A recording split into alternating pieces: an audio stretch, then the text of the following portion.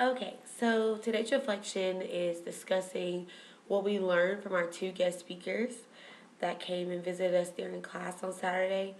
And I'm going to try to keep this short because I really did learn a lot of information, a lot of things that I think can help me, not even with just my teaching career, but really just in life. And the reason I say that is she being Dr. Robin, really got my attention with that very first picture. That picture, and I'm not really necessarily a visual learner. I'm kind of a tell me, let me try it until I figure it out, and I'll ask you questions. So it was kind of interesting that I got so much from just the picture of everyone trying to climb the mountain. And for some reason, that really just put differentiation in a whole new light for me. It really made me understand how there's so many different ways to learn the same material, and that it's not fair to expect everyone to be able um, to excel just from basic ways. And I'm obviously a living product of it just by doing the video reflections versus writing a paper, just because I know me well enough to know that I put I can say what I feel a lot better than writing it. Writing is very stressful for me, and I'm always thinking about commas and all the other things that come along with writing versus just the material.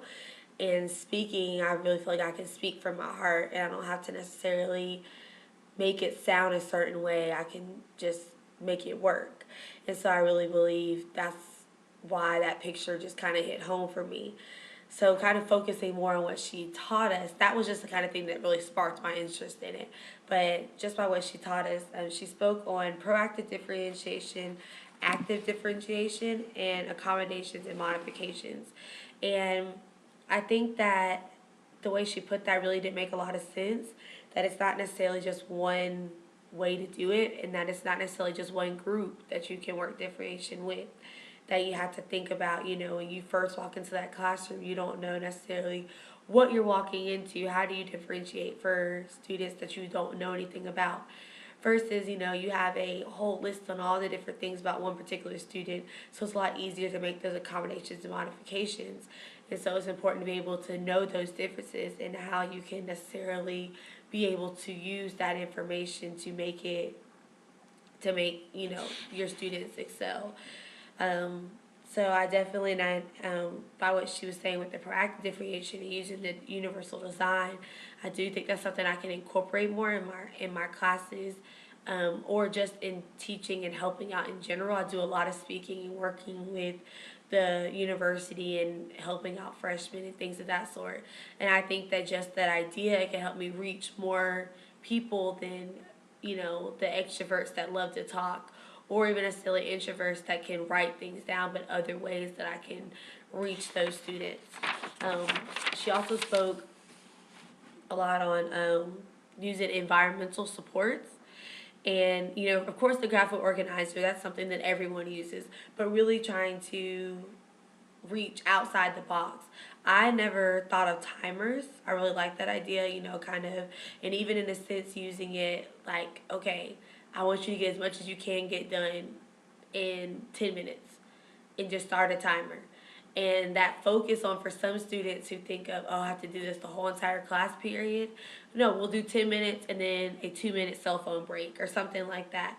That way there's that push and pull, but also differentiation in the sense that some students might work right through the break, but for some students having that set time frame might help them focus more and kind of get them through the class period. So I really liked a couple of the different things she used. I already used the color-coded and highlighted text, but it was nice to know that that's considered environmental support. That's something else I can add when speaking on ways that I use differentiation. Didn't even necessarily realize that it was that level. And then lastly, different learning styles. To me, learning styles are very difficult in a sense, because like I said, I guess technically I'm a kinesthetic learner, I guess, but I learn a lot by being able to read the material or hearing it. It's just so many different levels that it's hard to say, okay, group A, B, and C with learning styles, because there's so many subgroups within A, B, and C. excuse me, there's so many different subgroups that it's hard to necessarily say exactly how to work with them. So it was kind of nice that she gave different ways to incorporate all learning groups and different things like that. And so, but again, I'm going to end, I started with the one thing that really motivated me and kind of got me really to listen into what she was saying, which was the picture of everybody finding their own way up the mountain, but at the end of the day, everyone reaching the top. And then this quote that she said, I don't know, she probably didn't mean it in a quote, but this kind of how I took it was, let students show you what they've learned in a variety of ways. And I think that's just going back to the picture and that, trying to allow students the opportunity to prove to you that they learned it. And I know that there's an episode of Boys Meets World where the teacher said we won't have a test, but you have to read the book. You have to prove to me that you know the book. And Principal Feeney required them to take a test, and it was really funny to see how the students reacted. They reacted in the same sense that the students or the people in the book they were required to read reacted, and they based their actions off of what they read in the book. So even though there was no test and there was no which character did this or what character did that, it was a clear understanding. They understood the material because they were able to mimic it. And I think that though it can be a little easier in subjects like English and social studies, I can still find a way to make my students show me they understand math without always saying, here's 15 problems, prove to me you know how to do it. And so I'm hoping I can find some different differentiation ideas in different ways that I can help my students not necessarily just focus on the test, but really learn the material and be able to withhold it and take it with them, not just for the test. Thank you.